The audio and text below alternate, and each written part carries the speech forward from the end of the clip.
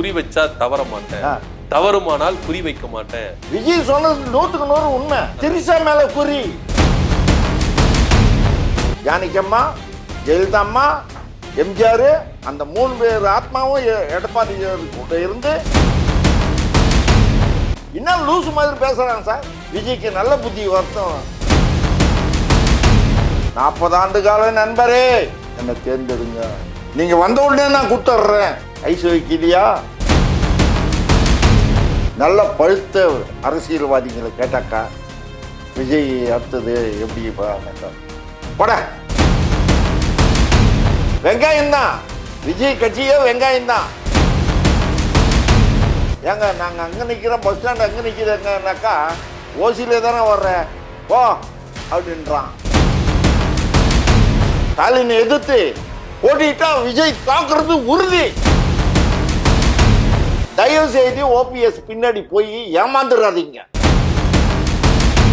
விஜய் வந்து என்ன சொல்றாரு, குறி வச்சா தவற மாட்டேன், தவறுமானால் குறி வைக்க மாட்டேன். எம்ஜிஆர் அப்படியே ஃபாலோ பண்றாரு விஜய். சார் உண்மை சார். இது விஜய் சொன்னது 100% உண்மை. ஆனா இது இவரு டைலாக் சொல்றாரு. திரிசா மேல குறி. திரிசா மேல குறி வச்சா தவற மாட்டேன். அவங்க அம்மாவுக்கு அப்பாவுக்கு சொல்றாரு. அது அவன் அந்த குறி அவங்க அம்மாவுக்கும் அவங்க அப்பாவுக்கும் அவன் பொண்டாட்டிக்கும் சொல்றாரு. பையனுக்கும் நான் குறி வச்சேன் தவற மாட்டேன், தெரிஞ்சுக்கோ, திரிசா தான் எனக்கு. அதான் பதில். எம்ஜிஆரை மட்டும் தூக்கி பிடிக்கிறாரு சார். எம்ஜிஆர் இக்காலத்து எம்ஜிஆர்ன்றாங்க நிறைய பேர். எம்ஜிஆர் மாதிரி இந்த உலகத்துல வேற யாராலையும் வர முடியாது. இந்த உலகத்துல நான் சொல்றேன், தமிழ்நாடு இல்ல, உலகம் ஃபுல்லா எம்ஜிஆர் மாதிரி இன்னொரு ஆள் பிறக்கிறது கஷ்டம். அவரு வாழும் சித்தராக வாழ்ந்துகிட்டு இருக்காரு. இன்னைக்கு அதிமுகவை எடப்பாடியார் தலைமையில என்ன மாதிரி மூத்த தொண்டர்கள், எங்களுக்கு தெரியாதா நல்லது எது கெட்டது எதுன்னு? நாங்கள் என்ன குழந்தையா? 75 வயசு, டிசம்பர் வந்தா 76 ஆரம்பம். அத்தனை பேரையும் நாங்கள் பார்த்துட்டோம், அத்தனை சூழ்ச்சிகளையும் நாங்கள் பார்த்துட்டோம். இந்த கட்சி அத்தனை துரோகத்தையும் பார்த்து இருக்குது. பெரிய பெரிய துரோகிகள்லாம் இருந்தாங்க இந்த கட்சியில. நாங்கள் பார்த்த கட்சி தான் அதிமுக. இன்னைக்கு எடப்பாடியார் தலைமையில கண் கண்ட தெய்வம் புரட்சி தலைவருடைய ஆத்மா இருக்குது, செயல்படுது. நான் தான் சொல்றேன் உங்களுக்கு, ஜானகியம்மா, ஜெயலலிதா அம்மா, எம்ஜிஆர், அந்த 3 பேர் ஆத்மாவும் எடப்பாடி கூட இருந்து கட்சி நல்லா நடத்துறாரு சார். பொறாம சார், பொறாம சார். அப்படி பலம் வாய்ந்த ஒரு கட்சியை தான் அழிக்கணும். எங்களுடைய ஓட்டு வங்கல திமுக மேல இல்ல, அதிமுக மேல இருக்கிற ஓட்டு வங்கி தான் நான் சம்பாதிக்க போறேன் அப்படின்ற ஒரு எண்ணத்துல விஜய் வந்து என்ன பண்றாரு, எம்ஜிஆரையும் அண்ணாவையும் தங்களுடைய பிரச்சாரங்கள்ல யூஸ் பண்றாரு. மேடைக்கு மேடை எம்ஜிஆரை பத்தியே பேசுறாரு. அதிமுக ஓட்டை கவர் பண்றதுக்காக இந்த மாதிரி ட்ரிக் யூஸ் பண்றாரு விஜய். புரட்சி தலைவர் நாமத்தை எல்லா கட்சிக்காரங்களும் பயன்படுத்தினாங்க. கருணாநிதி பயன்படுத்தாததா? அமெரிக்காவில் இருக்கும் போப்போ 40 ஆண்டு கால நண்பரே, என்ன தேர்ந்தெடுங்க. நீங்க வந்த உடனே நான் கொடுத்துட்றேன். ஐஸ் வைக்கலையா? வைகோ பேசலையா?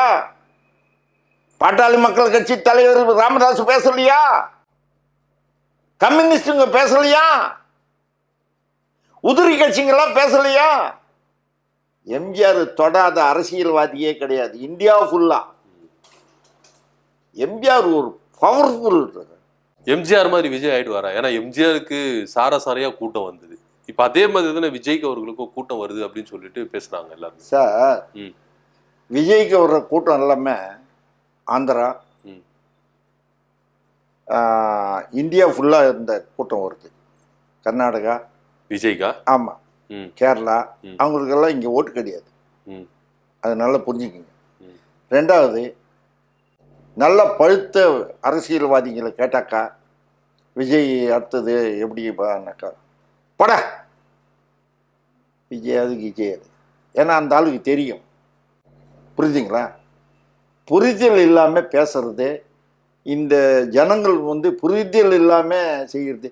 விஜய் வந்தா என்ன ஆகுன்னு, மக்களுக்கு என்னது செய்வேன்னு ஏதாவது சொல்லியிருக்கானா சார்? சொன்னாரு. என்ன சொல்றாரு? வீட்டுக்கு ஒரு பைக் கொடுப்பேன், அஹ் எ- பட்டப்படிப்பு கொடுப்பேன், என்ன சார் முடியுமா நிரந்தர வேலை கொடுப்பேன். சார்? நான் ஒன்று சொல்லட்டுமா? ம். இதே மாதிரி தான் திமுக வந்து ம். போன எலெக்ஷன்ல பொய்யா தேர்தல் அறிக்கை கொடுத்து மாட்டிக்கினே இன்னைக்கு சாவுறாங்க. மாட்டிக்கினே சாவுறாங்க. புரியுதுங்களா? திமுக செஞ்சதே அந்த ஒரே ஒன்று, பஸ்ஸு, இலவச பஸ்ஸு லேடிஸ்க்கு, மகளிர் உரிமை தொகை, அது கூட பாதி பேருக்கு தான் கொடுத்தாங்க. அது ம். எல்லாருக்கும் கிடைக்கல.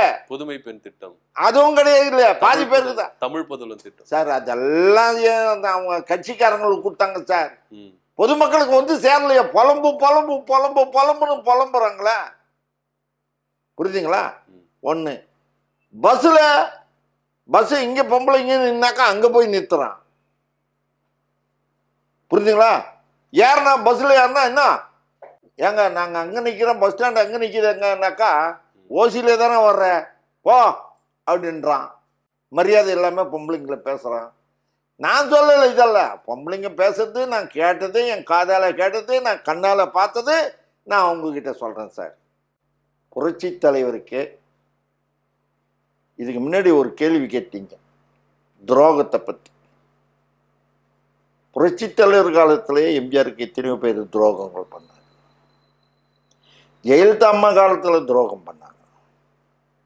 அதுக்கப்புறம் எடப்பாடியார் காலத்தில் இப்போ துரோகம்.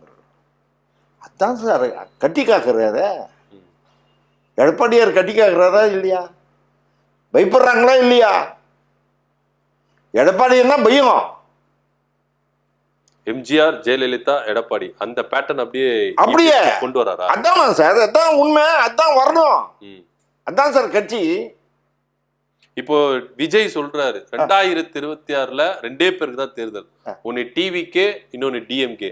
அப்ப ஏடிஎம்கே சார் முதல்ல விஜய் கெலிக்கிட்டும் பார்க்கலாம். அவனே கெலிக்க மாட்டான் சார். கான்பிடண்டா சொல்றாரு. சும்மா சார் ஏன் சார் என்ன சார்? இப்ப ஜென்சி கிட்ஸ் எல்லாம் வந்து அவருக்கு தான் தேர்ந்தெடுக்கிறோம் அப்படின்னு சொல்றாங்க. நீ உண்மையிலேயே விஜய் கேக்குறேன் சார், நீ யாருக்காக கட்சி ஆரம்பிச்ச? யாரை எதிர்த்து கட்சி ஆரம்பிச்ச? கொள்கை எதிரி, தமிழ்நாட்டு அரசியல் எதிரி, 2 பேர். யாரு அது? பாஜக, திமுக. நீ வந்து நீ பாஜக கூட கூட்டணி கிடையாது. நீ அது கூட்டணியா இல்லையா, மறைமுகமா கூட்டணியான்றது எங்களுக்கு தெரியாது. திமுக அடுத்தது. திமுக ஸ்டாலினை எதிர்த்து போட்டிக்கிட்ட பார்க்கலாம். ஏழு இருக்குதா? போட்டியிடுவேன்னு சொல்றாரு. தோத்துடுவான் சார். ஸ்டாலின் கிட்ட தோத்துடுவான். அதே ஸ்டாலின் கிட்ட நான் போட்டிட்டேன்னா நான் கெலிப்பேன் சார். நான் தொண்டேன் சார். 72 தொண்டேன். நான் கெலிப்பேன். விஜய் தோப்பான். ஸ்டாலினை எதிர்த்து போட்டிட்டா விஜய் தாக்குறது உறுதி. 234 தொகுதியில விஜய் தான் நிப்பேன்னு சொல்றாரு. ஏன் சார் நிக்க முடியுமா? நிக்க முடியுமா? அது செல்லுமா? என்ன சார் லூசு மாதிரி பேசுறானா சார்? 234 தொகுதியில நின்று விஜய் நின்று கெலிச்சாக்கா அது தேர்தல் ஆணையம் ஏத்துக்குமா? சட்டத்தில் இடம் இருக்குதா? ஏற்கனவே ஜெயலலிதாவுக்கு ஒரு பாடம் வந்தது. அது பர்கூர்ல ஒண்ணு அந்த தேர்தலில் நடந்து ஒரு இடத்துல மறுபடியும் ராஜினாமா பண்ணாங்களா தெரியலையா? அப்போ மறுபடியும் ஒரு எலெக்ஷன் வரணுமா? என்ன லூசு மாதிரி பேசுறாங்க சார்? கொஞ்சம் சொல்லுங்க சார் உங்க ஊடகத்தின் மூலியமா. விஜய்க்கு நல்ல புத்தி வரட்டும். கொள்கை என்னன்னு சொல்லுங்க சார். சொல்றாரு கொள்கைனா என்ன வேலை அப்படின்னு கேட்பீங்க. பிறப்புக்கும் எல்லா உயிருக்கும் அப்படின்னு சொன்னோமே, அது கொள்கை இல்லையா? என்ன அந்த கொள்கை? வெங்காயம் சார். அவன் வெங்காயம் தான். விஜய் கட்சியே வெங்காயம் தான். இன்னைக்கு நல்லா இருக்கும், நாளைக்கு ஊசி போடும். அதே தான். வரலாறு திரும்புகிறது. 67, 77 வரலாறு திரும்புகிறது அப்படின்றாரு. ஒண்ணும் கிடையாது. வரலாறு திரும்புகிறது உண்மைதான். அதிமுக பக்கம் திரும்புது. மீண்டும் புரட்சி தலைவருடைய ஆட்சி எடப்பாடியார் தலைமையில அமையும். ஆனா அவர் சொல்றாரு, விஜய் நான் சொல்றாரு, எம்ஜிஆர் காலத்து ஆட்சி வந்து நாங்க அமைச்சு கொடுக்குறோம் அப்படின்றாரு. நீ யாரு? அப்போ உனக்கு செல்வாக்கு இல்லைன்றது புரிஞ்சு போச்சா? அப்போ உனக்கு செல்வாக்கு இல்லைன்றது நீ உன் வாயாலே சொல்லிட்டல்ல. எம்ஜிஆர் தொட்டதான் எனக்கு செல்வாக்கு. புரியுதுங்களா? ஏன்னா எம்ஜிஆரும் திமுக எதிர்த்து தான் கட்சி ஆரம்பிச்சாரு. ஆமா, இப்போ விஜய திமுக எதிர்த்து தான் கட்சி ஆரம்பிச்சு. எம்ஜிஆர் திமுக உருவாக்குனார். எம்ஜிஆர் தான் திமுக, திமுக தான் எம்ஜிஆர். அப்படி இருந்த நேரத்துல காமராஜர் கேட்டாரு, சார் இந்த திமுகலாம் நிறைய சம்பாதிக்கிறானுங்க, அசிங்கமா இருக்குது பார்க்கறதுக்கு, கொள்ளடிக்கிறானுங்க, ஊழல் பண்றாங்கன்ட்டு. அதுதான் சார், அந்த கருவை எடுத்துக்கிட்டு தான் எம்ஜிஆர் மக்கள் மத்தியில் கருணாநிதி கிட்ட முதல்ல கணக்கு கேட்டார். அவங்க கொடுக்கல. அதுக்கப்புறம் தான் அக்டோபர் 8ஆம் தேதி கணக்கு கேட்டார். அதுக்கு முடியல தான் தமிழ்நாடு ஸ்தம்பித்து போச்சு. எம்ஜிஆருக்கு ஆதரவு, இந்தியாவே ஆதரவு, எம்ஜிஆருக்கு பலத்த ஆதரவு வந்துச்சு. உடனே எம்ஜிஆர் என்ன பண்ணாரு, சமாதான குழு அமைச்சாரு. அந்த சமாதான குழுல தான் நானும் அடிப்பட்டேன். அண்ணன் முசிறிபுத்தன், அனைத்துலக எம்ஜிஆர் மன்ற தலைவர் முசிறிபுத்தன் அடிப்பட்டதுனால இந்த அதிமுக உருவாச்சு சார். அக்டோபர் 13ஆம் தேதி நாங்கள் அடிப்பட்டோம். சமாதான பேச்சுவார்த்தை சத்யா ஸ்டுடியோவில் மேக்கப் ரூமில் நடந்தது. அந்த ரத்தாச்சு. அதுக்கப்புறம்தான் 17ஆம் தேதி அறிவித்தார் அண்ணா பேரில் புதிய கட்சின்ட்டு. 18ஆம் தேதி அனகாபுத்தூர் ராமலிங்கம் தலைமையில் கட்சியை ஆரம்பித்தார். இன்னைக்கு அனைத்து இந்த அதிமுக ஆரம்பிச்சது யாரான்னா புரட்சி தலைவர் கிடையாது, அனகாபுத்தூர் ராமலிங்கம் பேரில் தான் இருக்குது. புரட்சி தலைவர் எம்ஜிஆர் முதல் தொண்டன். என்ன மாதிரி தொண்டன் சார் எம்ஜிஆரும். இந்த தொண்டன் உருவாக்கணும் சார். அந்த தொண்டன் தான் சார் எடப்பாடியாரு. தொண்டனா வரக்கூடாதா? ஒரு விவசாயி சார் அவரு. இவரும் உச்சபட்சத்துல நடிகரா இருக்கும் போது 200 கோடி விட்டுட்டு தான் சார் மக்களுக்கு சேவை செய்யறேன்னு வராரு. என்ன செஞ்ச விஜய்? எம்ஜிஆர் காலத்துல அவர் சினிமால நடிக்கும் போப்போ தான தர்மங்கள் எவ்வளவு பட்டியல போட முடியாது சார். இவரும் தான தர்மம் எல்லாம் பண்ணிருக்காரு. என்ன பண்ணு பசங்களுக்கு ஸ்காலர்ஷிப் எல்லாம் கொடுத்துருக்காரு. அது கொடுத்துட்டாக்கா உன்னை தேர்ந்தெடுத்துணுமா? ஏன் தேர்ந்தெடுக்க? ஏதோ ஒருத்தருக்கு 2 பேருக்கு செஞ்சாக்கா? தமிழ்நாடு ஃபுல்லா செஞ்சிருக்காரு, இந்தியா ஃபுல்லா செஞ்சிருக்காரு தலைவர். தமிழ்நாடுக்கு மட்டும் இல்ல, இந்தியா ஃபுல்லா. நம்ம நாட்டில் போர் நடக்கும்போ உதவிகள் செஞ்சிருக்காரு, பல வகையில உதவிகள் செஞ்சிருக்காரு. விஜய் உதவி செஞ்சிருக்காரு. என்ன செஞ்சு? ஈழத்தமிழருக்கு 500 ரூபாய் கொடுத்தாரு. பெரிய தொகை சார், இது ரொம்ப பெரிய தொகை. அந்த ஈழத்தமிழர்கள் தான் விஜயை காப்பாற்றணும், புரிஞ்சுக்கணும்.